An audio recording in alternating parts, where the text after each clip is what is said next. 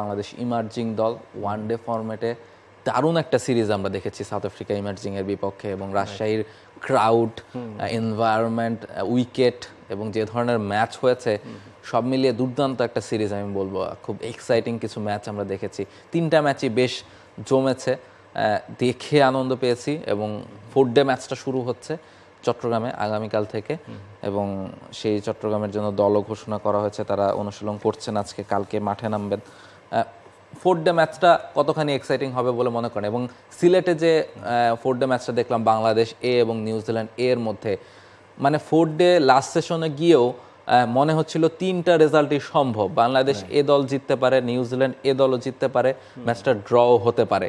তবে ওই আদিত্য আশেকের একটা ওভারে 3টা উইকেট নিয়ে তিনি আসলে বাংলাদেশকে ম্যাচ থেকে ছিটকে গেলেন শেষ মুহূর্তে।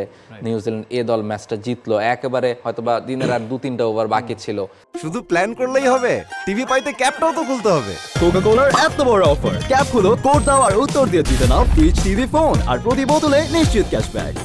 লাইট কমে আসছিল, নানা নাটকীয়তা, নিউজিল্যান্ড বলছিল যে খেলাটা চালিয়ে যাওয়ার জন্য পুশ করছিল, বাংলাদেশের ব্যাটাররা আবার বারবার কমপ্লেন জানাচ্ছিলেন যে আলো নেই, খেলতে পারছি না।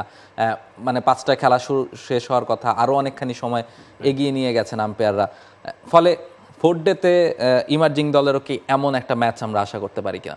ভেরি মাচ লাইকলি, কারণ দেখুন চিটাগাংয়ে যে সময়টা খেলা হবে তখন কিন্তু নিম্নচাপের পূর্বাভাস আছে। তো যদি বৃষ্টি হয় সেক্ষেত্রে এমনিতেই 5 দিনের খেলাতেও দেখা যায় যে 2-3টে সেশন যদি খেলা না হয় বৃষ্টির কারণে, তাহলে এই রেজাল্ট অনিশ্চয়তার মুখে পড়ে যায়। 4 দিনের খেলা সেটা আরও কম্প্যাক্ট, রেজাল্ট আসবে কি আসবে না সেটা সময়ই বলে দেবে। কিন্তু ইমার্জিং টিম যেই রিদমে খেলে চলেছে তারাই আপার হ্যান্ডে থাকবে। সাউথ আফ্রিকা ইমার্জিং টিম, হ্যাঁ ডেফিনেটলি বাইরের দেশ যেগুলো আছে, স্পেশালি সাউথ আফ্রিকা, ইংল্যান্ড কিংবা অস্ট্রেলিয়া, নিউজিল্যান্ড, এরা লঙ্গার ভার্সনে আমাদের চেয়ে অলওয়েজ বেটার ক্রিকেট খেলে থাকে, সেটা এইজ লেভেলেই হোক, ইমার্জিং লেভেলে হোক, এই দলে হোক কিংবা ন্যাশনাল টিমে হোক। কিন্তু বাংলাদেশের মাটিতে আমরা নিউজিল্যান্ডকে হারিয়েছি, অস্ট্রেলিয়া, ইংল্যান্ডও আমাদের কাছে ন্যাশনাল টিম হেরেছে। তো আমার কাছে মনে হয় ইমার্জিং টিম যেই পারফরমেন্সটা ওডিআই ফরম্যাটে দেখিয়েছে সেটা অব্যাহত থাকলে বেশ স্ট্রং একটা ফাইট তারা দিতে পারবে।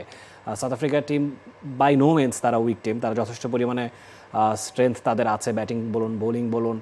আর চিটাগাংয়ের উইকেটটাও খানিকটা ট্রিকি, সেটা কিন্তু লঙ্গার ভার্সন ক্রিকেটের জন্য অনেক বেশি সুইটেবল, এবং এখন অনেকখানি পেস ফ্রেন্ডলি হয়ে গিয়েছে। একটা সময় স্পিন ফ্রেন্ডলি ছিল অনেক বেশি।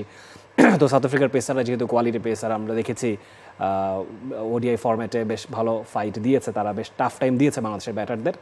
তবে বাংলাদেশকেও ছোটো করে দেখার কোনো সুযোগ নেই, যেহেতু তারা ওডিআই সিরিজটা জিতেছে। আমার মনে হয় ফুল স্ট্রেংথ এবং কনফিডেন্স নিয়ে তারা খেলতে নেবে এবং ম্যাচটা জিতে নিতে পারবে। অ্যাবসলিউটলি, এবং এই ম্যাচগুলো আসলে বেশ গুরুত্বপূর্ণই মনে হচ্ছে আমার বাংলাদেশের ক্রিকেটের পার্সপেক্টিভে। এই দলের ম্যাচটাতে যে ধরনের ম্যাচ হয়েছে, যারা খেলেছেন তাদের জন্য একটা এক্সপিরিয়েন্সের ব্যাপার, তারা যখন ইন্টারন্যাশনাল ক্রিকেট খেলবেন তখন সেগুলো নিশ্চয়ই কাজে লাগবে, এই প্রেসার সিচুয়েশনে কীভাবে ব্যাটিং করতে হয়। এবং ইমার্জিং দলেরও ইয়াং কয়েকজন এক্সাইটিং ক্রিকেটার আছেন, তারাও নিশ্চয়ই এই এক্সপিরিয়েন্সগুলো কাজে লাগাবেন, তারাও নিশ্চয়ই খুব দ্রুত সময়ের মধ্যেই অনেকে বাংলাদেশ দলের হয়ে খেলবেন। For more updates, subscribe to our YouTube channel and click on the bell icon. Follow us on Facebook and Instagram. Download T-Sports app to enjoy exciting games and highlights. Visit tsports.com.